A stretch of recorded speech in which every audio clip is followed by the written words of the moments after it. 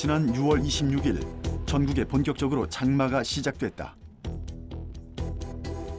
지난 몇 년 동안 강수량이 적은 마른 장마가 이어지면서 올해는 가뭄 해소를 기대했지만 올해 역시 마른 장마는 지속됐다.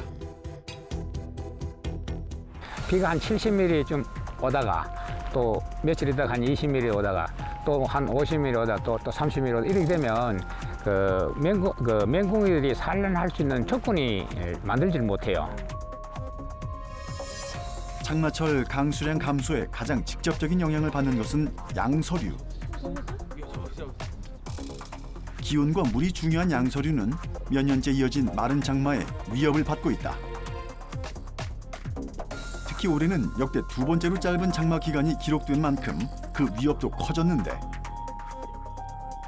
가뭄과 연이은 폭염 속에서 양서류에게 닥친 위기를 들여다보자.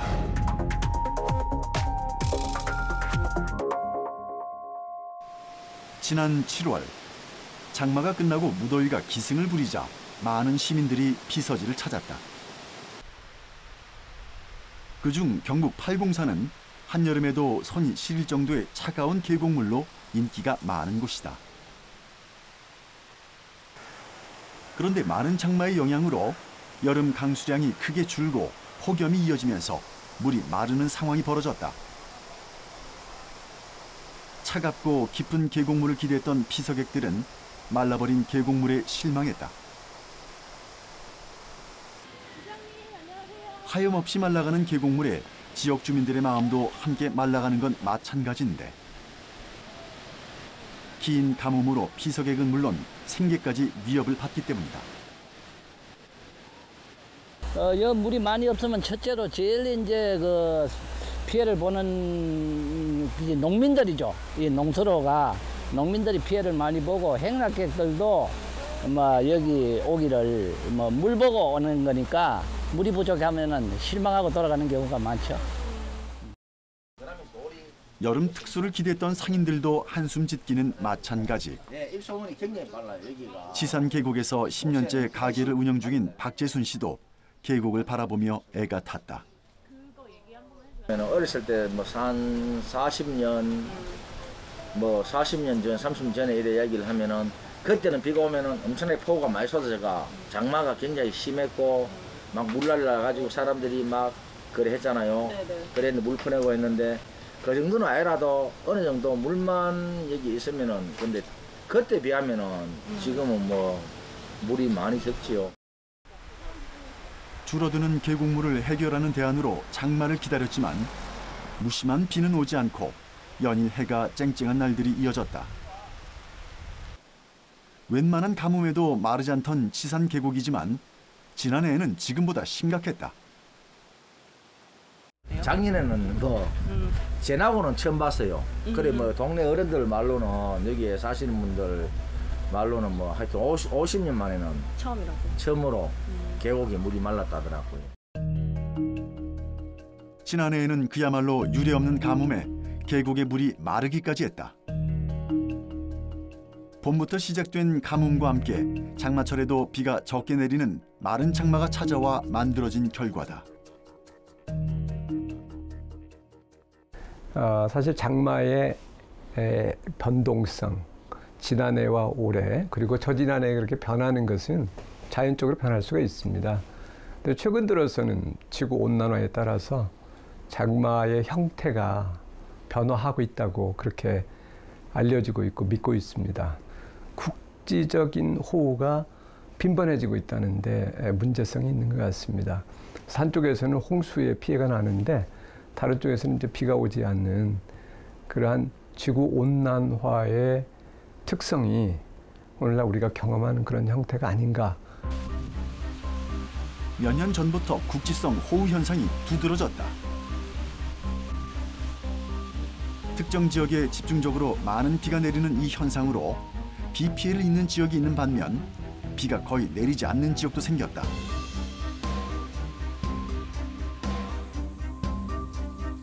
비 소식이 없는 지역은 폭염과 가뭄 속에서 사람은 물론 동식물까지 영향을 받는다. 그 마른 장마의 대표적인 게 가뭄이죠. 봄에 과거에 보면은 모내기를 한다든지 또는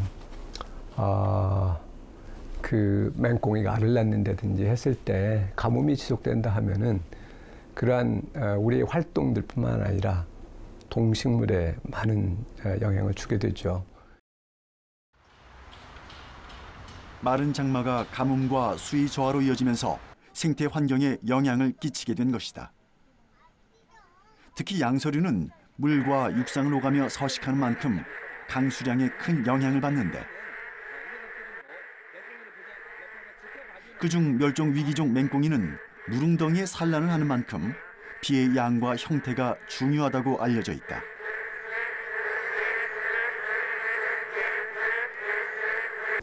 맹꽁이 산란 시기에 적절한 강우가 충분하지 않고요. 또 온다고 하더라도 집중호우 형식으로 오기 때문에 그때는 물이 많지만 바로 그 물들이 땅속에 스며들지 않고 유실되기 때문에 실제로 맹꽁이가 그 사용할 수 있는 습지의 물이라든지 또는 토지 속에 가득 찬 그런 습한 지역들을 만들어내지 못하고 모두 다 유실되는 그런 강우 형태가 보다 집중적으로 일어나고 있는 것이 문제가 되고 있는 것 같습니다. 실제로 맹꽁이에게 장마는 어떻게 영향을 미치는 것일까? 장마가 시작되자 제작진은 맹꽁이 서식처인 대구 달성 습지로 향했다. 금호강과 낙동강 두 줄기가 만나는 지척에 달성 습지가 자리한다. 달성 습지는 약 60만 5천 평의 면적에 230여 종의 다양한 생물들이 서식하고 있다. 비가 오는 여름철에는 밤새 맹꽁이 울음소리가 끊이지 않는다는 맹꽁이 최대 서식지이자 산란지이기도 하다. 어느덧 달성 습지에 해가 저물고 어둠이 내려앉았다. 가로등에 의지하게 되는 캄캄한 밤. 맹꽁이의 주 활동 시간이다. 제작진은 달성 습지에서 8년째 맹꽁이 관찰은 물론 대구 환경청 지원으로 모니터링을 담당하고 있는 서균복 달성 습지 생태학교 운영위원장을 만났다. 땅속에 서식해 산란기에나 모습을 볼 수 있다는 맹꽁이. 제작진은 장마가 시작된 만큼 맹꽁이가 얼마나 산란을 진행했는지 실제로 맹꽁이를 볼 수 있을지 궁금했다. 아마 새벽에 있는 걸로 짐작이 됩니다. 비가 많이 왔습니다. 대구에 한 220여 미리 왔는데 물은 알맞게 고여가지고 부분적으로 맹꽁이가 많이 울었는데 또 산란도 해놨을 겁니다. 해놨는데 지금 저녁에 바람이 불잖아요. 그 양서류의 그 특성상 알맞게 고였던 물이 줄기식 하면 산란을 하지 않고 또 바람이 부는 날은 그 맹꽁이가 울지를 않습니다. 그러니까 암컷이 산란에 응하지 않기 때문에 그런 현상이 있다 하는 것을 말씀드립니다. 산란기에도 비가 적게 오거나 바람이 부는 날에는 모습을 드러내지 않는 맹꽁이. 날씨와 바람 그리고 알맞게 내린 비까지 삼박자가 맞아야 맹꽁이는 모습을 드러내 산란을 한다. 근데 지금 여기는 우리 어디에 온 거예요? 지금 이제 그 달성 습지에 그 한 부분 얼마 안 왔어요. 달성 습지 전체 길이가 약 3.5km입니다. 되게 넓. 예, 지금 이제 그 우리나라 맹꽁이 이제 최대 서식지 산란지로 알려져 있는 이 달성 습지 옆에 이 대명 유수지가 약 26만 제곱미터입니다. 이게 전부 산란지고요. 달성 습지 인근 대명 유수지 역시 맹꽁이 주 서식지다. 여름 장마철이면 달성 습지 일대가 모두 맹꽁이 산란지 역할을 하는 것이다. 달성 습지 안쪽으로 좀 더 깊숙이 들어가 보니 작게나마 맹꽁이 울음소리가 들렸다. 울죠. 소리 나니까 안 울잖아요, 우리가. 예? 울다가 바로 멈춘다.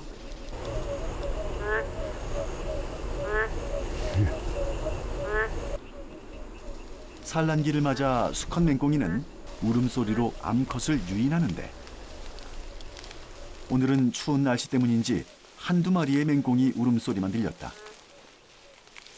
서균복 운영위원장은 미리 확인해둔 맹꽁이 산란 장소로 제작진을 이끌었다.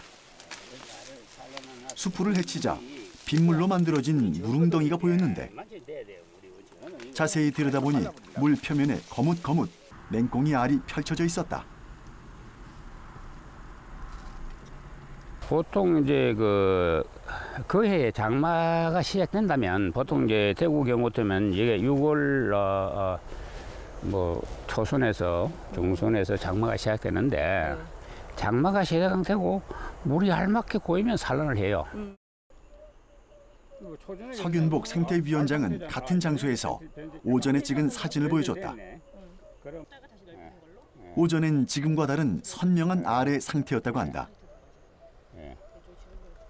오전에는 아래 상태로 있다가 저녁에 되니까 변태되어 버리죠. 그래서 어제 그러니까 이거는 이제 그렇게 보면 24시간을 계산하면 어제 저녁에 산란했다는 거예요. 좋습니다. 네. 맹꽁이는 알의 상태에서 약 하루 이틀이 지나면 부화한다. 부화부터 맹꽁이 성체까지 걸리는 기간은 30여일. 고인 물이 마르기 전에 성장해야 하는 까닭이다. 맹꽁이 산란을 확인 후 제작진은 직접 맹꽁이를 만나기 위해 달성 습지 일대를 돌아다녔다. 하지만 드문드문 들리던 맹꽁이 울음소리가 더욱 잦아들면서 맹꽁이를 만나기는 어려웠다. 서균복 운영위원장은 맹꽁이 개체수가 급격하게 줄었다며 과거 맹꽁이 유생 대이동을 회상했다. 2011년도에는 이제 7월 31일 날 산책을 밤에 산책 나왔다가 맹꽁이 이동하는 걸 본 거예요. 그래가 이제 대이동을 본 거죠. 그때는 얼마나 맹꽁이가 유생들이 많았던지 이게 발 디딜 틈이 없어요. 몇 마리가 지나간 거예요? 가만히 지나가죠. 이게 뭐 때려 지나가니까. 엄청 많아요. 몇백 마리예요? 몇백 마리 몇만 마리다 뭐 몇만 마리가 한 번에 지나갔어요? 아니 이 길에 다 깔려버린다니까요. 걔네가 왜 이렇게 지나간 거예요? 얘들은 이제 올챙에서 변태되면 유생이라 그러는데 우리가 유생은 육지에 살아요. 육상에 물이 안 삽니다. 맹꽁이 유생 대이동이란 진풍경을 연출했던 달성 습지. 혹시나 하는 기대감을 갖고 달성 습지를 돌아다녔지만 맹꽁이는 만날 수 없었다. 최근 몇 년간 지속된 마른 장마로 맹꽁이 번식 자체가 힘들었기 때문이다. 썩어져. 우선은 없네요. 딱 맹꽁이는 없어요. 2013년도에는 이제 5월 달부터 7월 초순까지 우기라 해가지고 기상청에서 비가 엄청 왔죠. 그러니까 맹꽁이도 대량 발생했고, 그 다음에 이제 2014년부터는 마른 장마예요. 2015년 마른 장마예요. 2016년 마른 장마, 2017년 마른 장마. 올해도 지금 마른 장마 비슷한 거예요. 이렇게 됐기는 기후가 이제 뭐 대구 지방에는 비가 많이 안 오고 또 인천에 굴포천, 공항습지, 또 용인, 평택 다 맹꽁이 있습니다. 그런데 거기는 또 비가 너무 많이 와가지고 폭우가 맹꽁이가 번식을 못한다는 거예요. 땅속에 서식하고 장마철에만 모습을 보이는 맹꽁이. 맹꽁이들이 떠들썩하게 울어대며 산란을 위해 무릉덩이에 나와 있는 모습을 기대했지만 제작진은 맹꽁이의 모습을 확인하지 못한 채 하루를 마무리했다.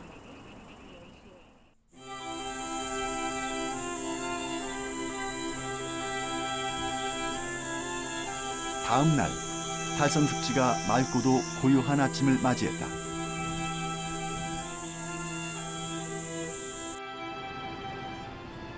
오늘은 마른 장마가 그동안 맹꽁이에게 어떤 영향을 끼쳤는지 알아보기로 했다. 서균목 운영위원장은 지난 몇 년간 맹꽁이를 모니터링한 기록지를 챙겨 제작진을 기다렸다. 2011년 맹꽁이 유생 대이동 이후 매년 꾸준히 기록한 자료였다.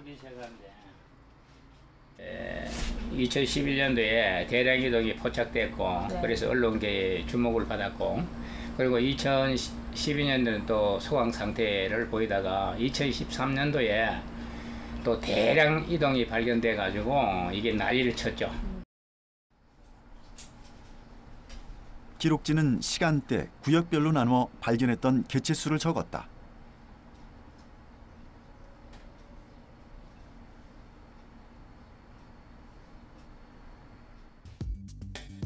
(2013년 8월에는) 높은 강수량으로 많은 맹꽁이가 확인됐다. 하지만 그 이후 마른 장마가 시작됐던 14년도부터는 한두 마리 발견에 그쳤고 15년도와 16년도에는 맹꽁이를 거의 볼 수 없었다.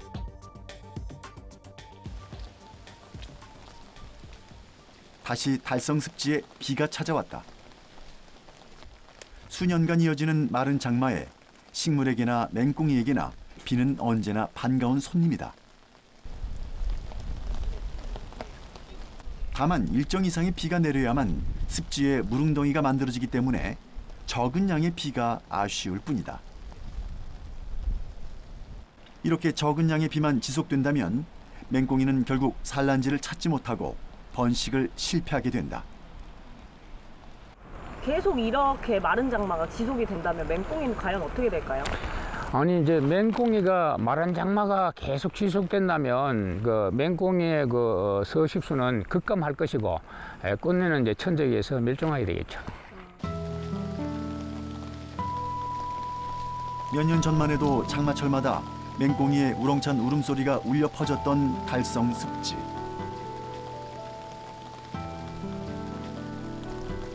하지만 이젠 가뭄 속에 산란지조차 찾기 힘들어 맹꽁이는 번식 자체를 위협받고 있다. 맹꽁이의 산란이 불투명한 상황에서 제작진은 무거운 발걸음을 옮겼다.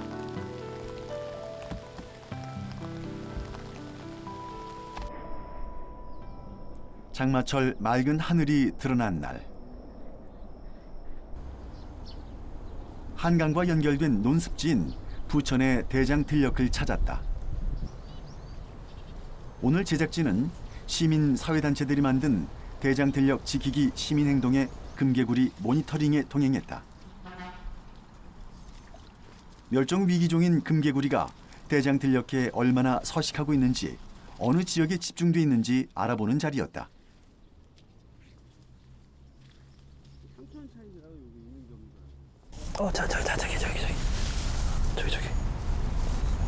저기 부들 밑에 보이나요? 여기 와서 보면.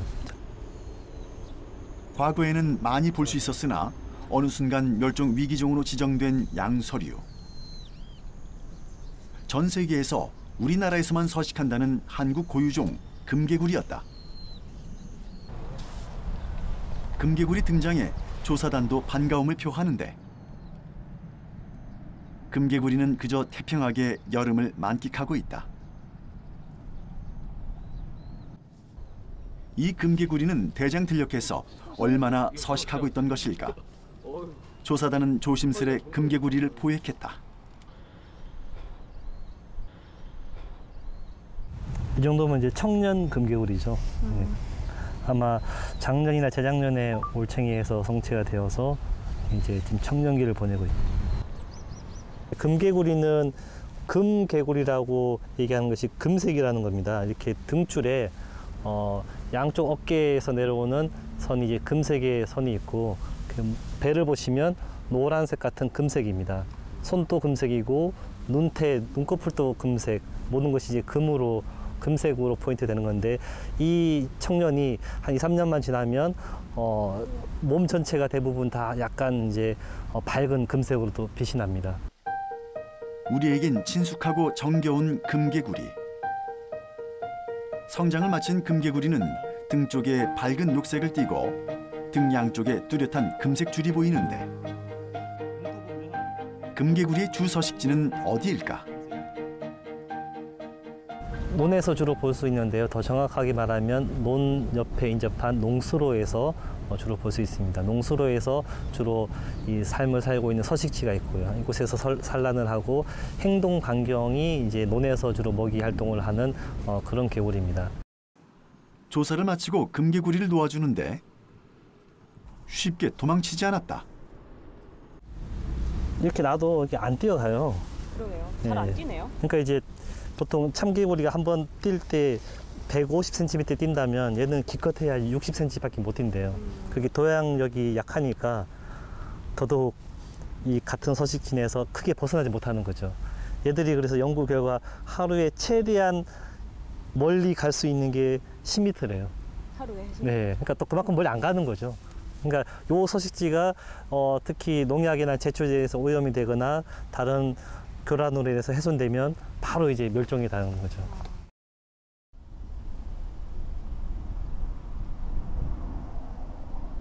금개구리 서식으로 생태적 가치가 재확인된 대장들녘. 이런 환경이 가능했던 것은 대장들녘이 부천의 가장 넓은 개발 제한 구역이었기 때문이다. 그런데 최근 부천시의 개발 계획이 본격 가동되면서 대장들녘에도 위기가 찾아왔다. 여기가 현재는 개발 제한 구역인데 70만 평 부지, 전체 120만 평 중에서 절반에 가까운 70만 평 부지를 개발 제한 구역을 해제하고 이 공장을 비롯한 주거시설과 상업시설을 갖춘 그런 신도시로 개발하려고 진행을 하고 있습니다.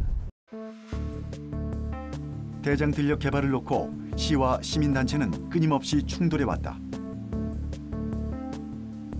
부천시는 대장들녘 일대를 산업, 주거, 상업시설이 들어서는 신도시로 개발한다는 계획을 발표했다.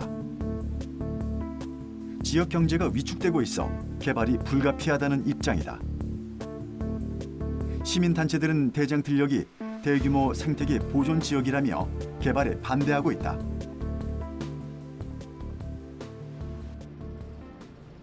멸종 위기종인 금개구리와 맹꽁이. 두 양서류의 특징과 서식 환경에 대해 좀 더 자세히 알아보기 위해 국립생물자원관을 찾았다. 우리나라 멸종 위기종 267종 중 4종이 양서류에 해당된다.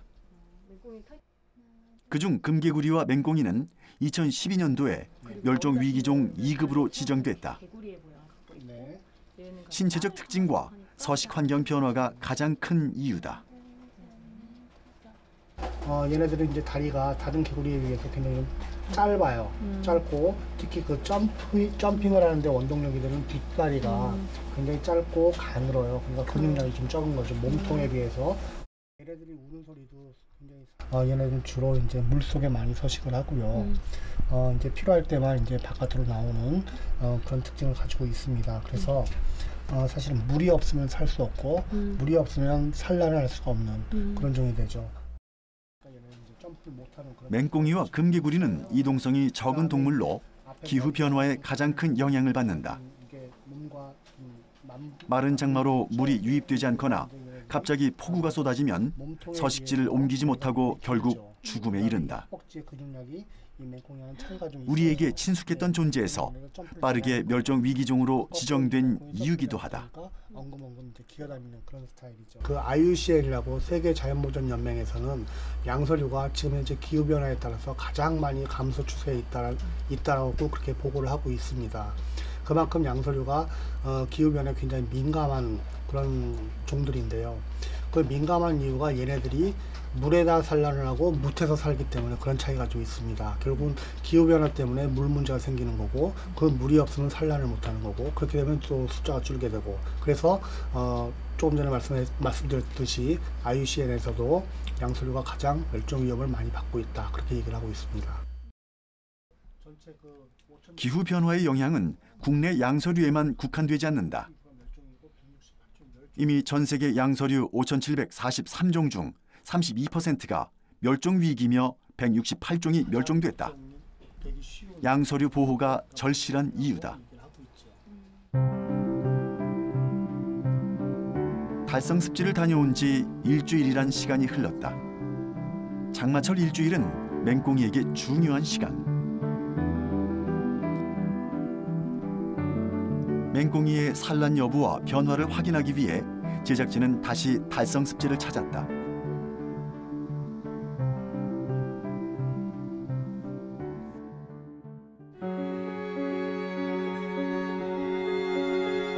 뉘엿뉘엿 해가 저물어가고 어두운 밤이 찾아왔다.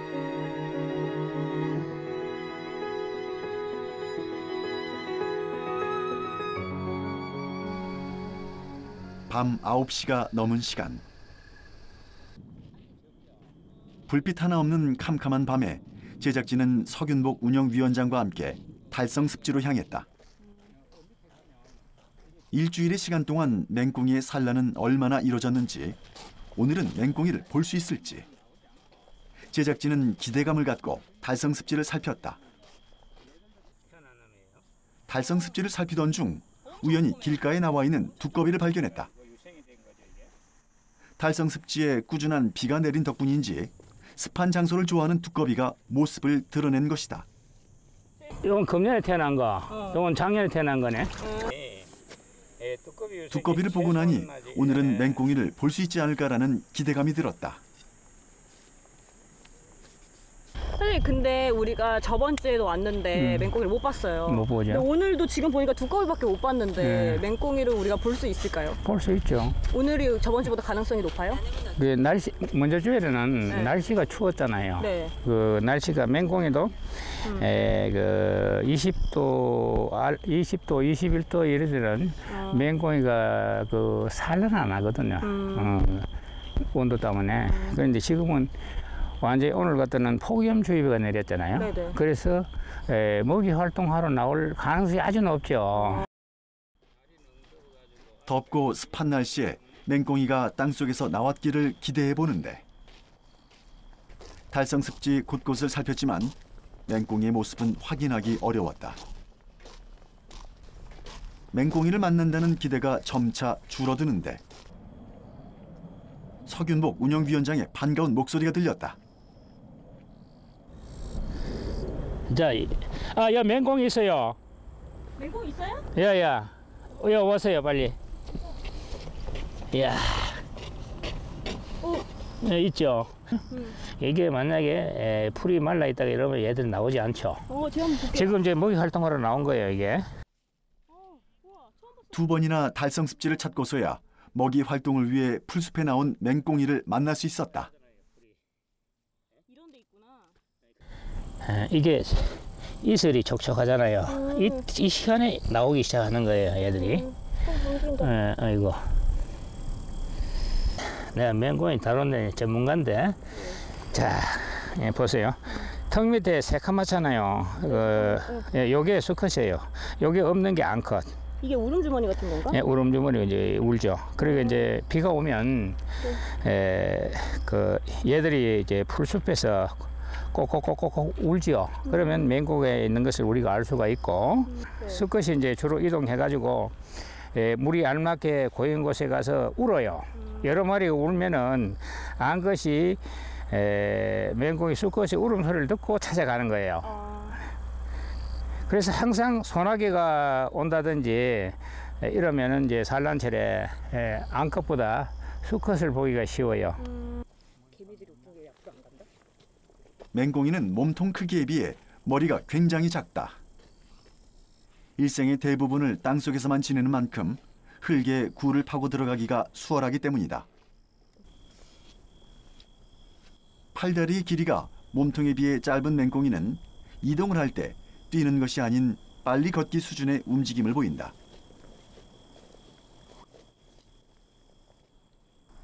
오랜만에 나온 땅 위가 맹꽁이에게도 낯선 듯 보이는데,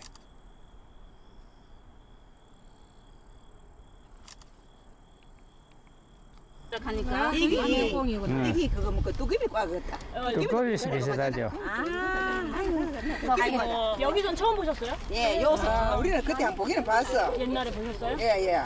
이거 달성. 그러면 잘 언제 간다. 보셨어요? 언제? 어? 몇 년 전에? 오래됐지. 잘 가네. 요즘에 많이 없대요 얘네가. 맹꽁이의 수명은 약 10년.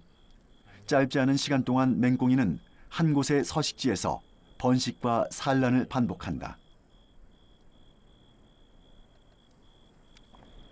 맹꽁이 최대 서식지이자 산란지인 달성습지가 중요한 이유기도 하다. 앞으로 이제 맹꽁이가 멸종되지 않도록 이 증식하는 방법이라든지 또 어떻게 하면 이 맹꽁이들의 그 좋은 사식지를 만들 수 있는지 고민하고 연구해 보는 게 제 과제인 것 같습니다. 양서류의 생존을 위협하는 주요인을 크게 세 가지로 나누면 첫 번째는 폭우와 마른 장마 등 지구 온난화로 인한 기후 변화다. 두 번째는 농약과 제초제에 들어있는 독성 물질이다. 이 독성 물질은 서식지 오염은 물론 양서류를 죽음으로 이끈다. 마지막 세 번째는 각종 개발 사업으로 인한 서식지 파괴다. 거주 지역과 일자리가 늘어나고 경제를 살린다는 점에선 개발이 불가피하나 개발 사업은 환경 파괴가 동반될 수밖에 없는 구조다. 개발 구역 중에는 멸종 위기종 양서류의 서식지가 포함되는 경우도 있었다. 그중 대표적인 곳이 인천 청라지구. 청라지구는 개발 과정에서 멸종 위기종인 금개구리의 서식이 확인되면서 서식지 파괴 논란이 일어났다. 논란이 일자 LH공사는 대체 서식지를 대안으로 내놨다. 금개구리를 이동시킨 대체 서식지는 지금 어떤 모습일지 직접 확인키로 했다. 심곡천 하류 지역에 조성된 대체 서식지. 청라지구가 한눈에 들어오는 장소였다. 이곳의 개발 사업으로 인해 살 곳을 잃은 수백여 마리의 금개구리와 맹꽁이 등이 이주됐다. 청라지구뿐만 아니라 계양구 등 다른 지역의 금개구리도 이곳으로 이주하는 작업이 이루어지기도 했다. 그렇다면 이곳은 대체 서식지로서 기능을 충분히 발휘하고 있는 것일까? 제작진은 서식지 기능과 금개구리 서식 확인을 위해 인천 녹색연합과 함께 대체 서식지를 살펴보기로 했다. 아, 그러면 여기가 지금 대체 서식지가 만들어진 거는 언제부터고 개발은 또 언제 시작된 건가요? 대체 서식지는 2007년도에 만들어지게 되고요. 그 전에 2003년도에 인천 경제자유구역청으로 지정이 되면서 이제 금개구리와 맹꽁이를 옮겨야 된다는 이야기가 나왔고, 그래서 여기로 2007년도에 옮겨지게 됐습니다. 그런데 당초 서식지와 대체 서식지의 면적부터 큰 차이가 났다. 검정색 따라 보시면은 여기에 있는 노원에 있는 게 금개구리와 맹꽁이가 이제 살던 지역이고요. 근데 지금 보시는 거는 요만큼이 대체 서식지로 만들어진 공간입니다. 줄어든 면적도 문제였지만 더욱 큰 문제는 따로 있었다. 대체 서식지 한가운데 다리가 들어와 서식지가 반으로 나뉜 것이다. 2015년 도로 건설 과정에서 만들어진 결과물이었다. 보시면 여기에 외곽순환도로 램프가 생기면서 이 서식지를 두 동강 내서 여기다 다리를 건설했습니다. 여기 있는 공간이 전체가 다 대체 서식지였는데요. 지금은 1서식지랑 2서식지 이렇게 나눠져서 이 중간 다리가 여기에 있는 곳이거든요, 지금. 다리가 건설되면서 당시 금개구리와 맹꽁이는 또다시 주변으로 서식지를 옮겨야 했다.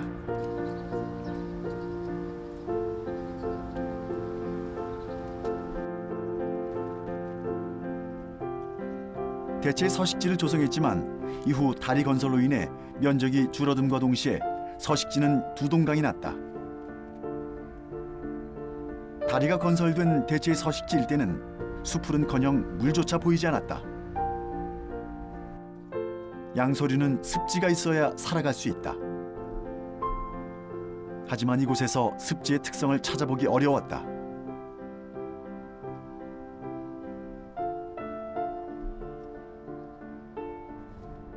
보호를 위해 쳐놓았다는 펜스는 어떻게 관리되고 있을까?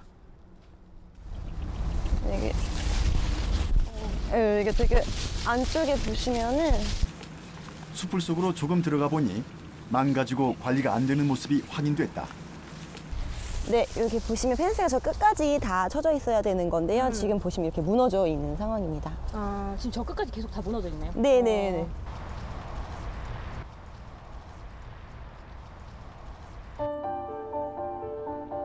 대체 서식지의 법정 보호 기간은 4년. 이곳 청라지구 대체 서식지는 그 누구도 책임지지 않는 곳이 됐다. 꾸준한 관찰과 관리가 필요한 곳임에도 그 책임을 어느 곳도 맡으려 하지 않고 있다. 타이로 이곳으로 서식지를 이주하게 된 금개구리와 맹꽁이의 서식 여부도 현재는 알 수 없다. 과거에도 현재에도 양서류들은 여전히 생존을 위협받고 있는 것이다.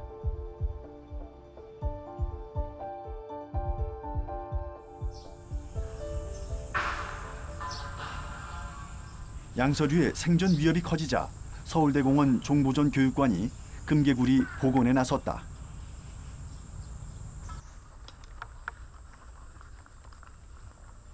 종보전 교육관은 사라진 금개구리를 복원해보자란 목표를 갖고 2014년부터 복원 사업을 시작했다. 이곳은 멸종위기종인 금개구리를 증식하는 공간이다.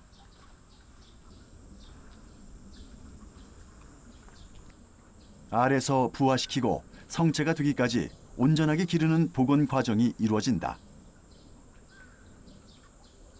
2014년도에 금개구리를 포획해 산란을 시킨 뒤 성체는 돌려보내고 알을 부화시킨 곳이 바로 이곳이다. 지금 여기 금개구리들이 보이는데 네네네. 이 금개구리는 어떤 금개구리라고 보면 될까요? 저희가 이쪽 방면에 있는 금개구리 같은 경우에는 환경보호 허가하에 저희가 포획을 8마리를 포획을 해왔고요. 지금 앞에 보이시는 거는 2015년에 증식된 개체라고 보시면 됩니다. 금개구리 복원 과정은 쉽지 않았다. 우선 서식 가능한 환경을 만들어준 뒤 수온, 먹이, 해의 위치까지 매일 점검했다. 8마리의 산란으로 시작한 금개구리는 어느덧 몇백 마리에 이르렀다.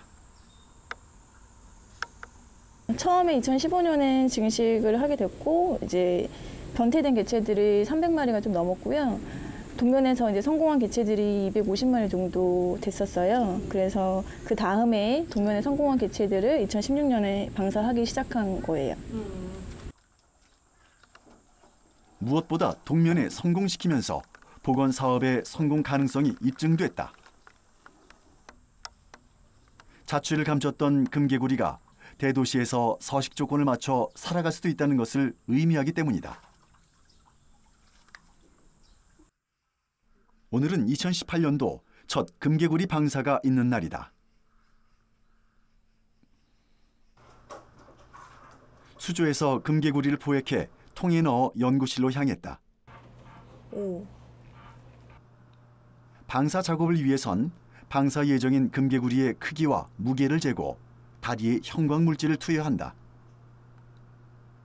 저희 이제 각 개체마다 개체 표식을 해서 이제 저희가 방사한 개체인지 확인할 수 있고 얼마나 건강하게 잘 자라고 있는지 확인할 수 있고 이제 거기 이제 주변 환경에 대해서 먹이군이 어느 정도 안정적으로 되어가고 있는지 그래서 저희 개체들이 얼마나 건강하게 살아갈 수 있는지 이런 것도 확인해 볼 수 있어서 개체 표식을 하고 있어요. 금개구리 방사 장소는 궁동 생태공원. 그동안 금개구리 방사는 모두 이곳에서 이루어졌다. 금개구리 방사 전 이전에 방사했던 금개구리 모니터링을 위해 포획 작전이 펼쳐졌다. 수생식물이 가득한 곳에서 금개구리를 포획한다는 것이 쉽지만은 않은데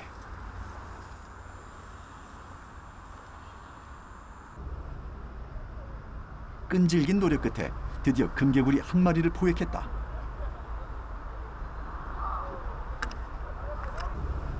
밝은 녹색 몸통에 선명한 금줄이 보이는 금개구리. 이전에 방사했던 금개구리가 맞는지 식별 방법이 궁금했다. 저희가 2016년에 방사했던 개체로 저희가 추정은 되는데요. 2016년에는 저희 방사할 때 대체 표식은 하지 않았었어요. 근데 저희가 모니터링 진행을 하면서 재포획된 개체를 보라색으로 표식을 해놨거든요. 근데 그 개체가 지금 다시 재포획된 개체라고 보시면 되겠습니다. 상태가 어떤 것 같나요? 상태는 지금 건강하게 먹이도 지금 잘 먹고 잘 살고 있는 것 같고요. 그때 첫 번째 처음 잡았을 때보다 크기라든지 형체라든지 되게 건강해 보이네요. 이전에 방사한 개체의 모니터링이 모두 끝나고 새로운 금개구리를 방사할 차례다. 오늘 방사하는 금개구리 수는 10마리. 방사 전 개체마다 표식이 제대로 됐는지 꼼꼼히 확인한다. 모든 확인이 끝난 후 금개구리를 생태공원에 방사했다.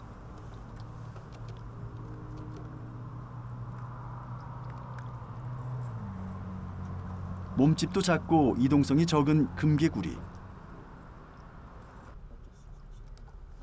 이렇게 여러 차례에 걸쳐 궁동 생태공원에 금개구리를 방사하는 이유는 무엇일까?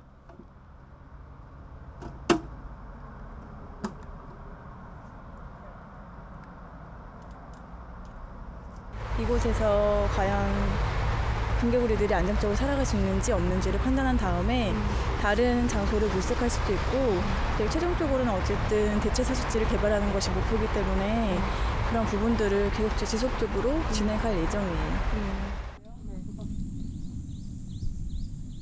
양서류를 위한 여러 노력을 확인했던 제작진은 충남 태안에 위치한 두웅 습지를 찾아갔다.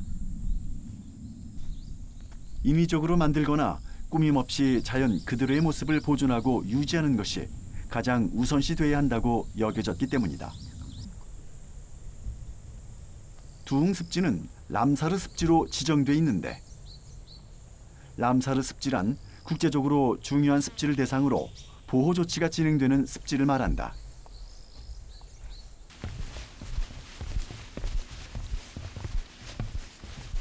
여기가 좀 지형이 약간 연못 같고 좀 특이한 것 같은 느낌이 있어요. 네. 어떤 특징이 있는 건가요? 여기는 이제 사구 배후습지라고 해서 이 배후 산지와 또 앞에 사구 구릉지가 이렇게 둘러싸져 있는 형태를 하고 있어서 마치 그릇에 담아놓은 것 같은 그런 습지의 형성을 하고 있어요. 두웅 습지는 산에서 내려온 물이 모래 언덕에 막혀 바다로 흘러가지 못하고 습지로 형성된 곳이다.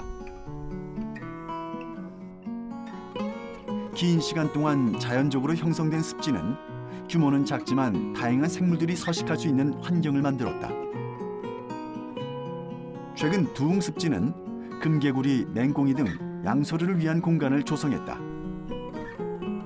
어느 순간 황소개구리의 개체 수가 빠르게 늘더니 다른 양서류들의 생존 자체를 위협했기 때문이다.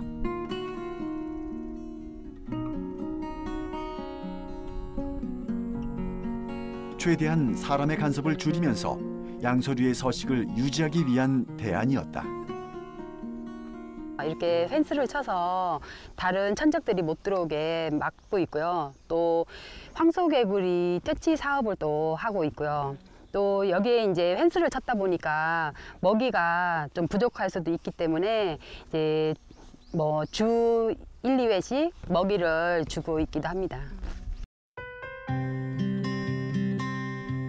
두웅 습지를 돌아보던 중 금개구리를 발견했다.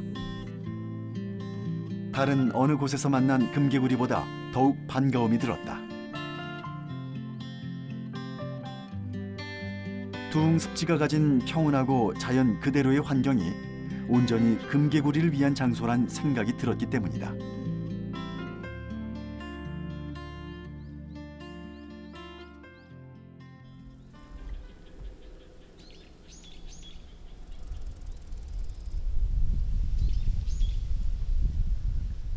생명이 살아 숨쉬는 곳 두웅 습지.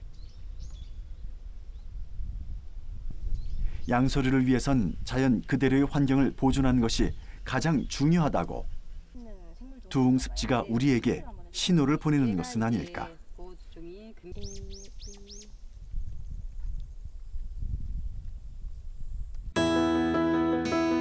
양서류는 우리가 살고 있는 환경이 얼마나 빠르게 변하는지를 알 수 있게 해준다. 무심코 사용한 제초제와 농약은 양서류의 서식지를 파괴시켰고 몇 년간 지속된 마른 장마는 양서류의 번식과 산란을 중단시켰다.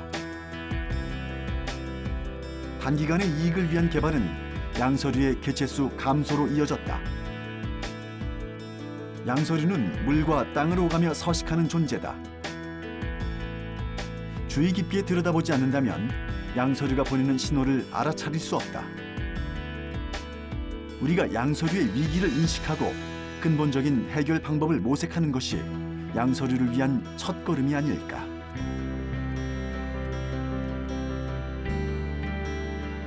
같이 논농사도 짓고 개구리도 보고 이 맑은 공기를 마시게 된다면 도시에서 꼭 중요한 땅이라고 인식을 하게 되는 그런 계기와 경험을 많이 한다면 좀 더 시민들도 이 논습지 보존에 대한 타당성을 알아갈 수 있는 그런 경험이 될 수 있을 거라 생각이 듭니다.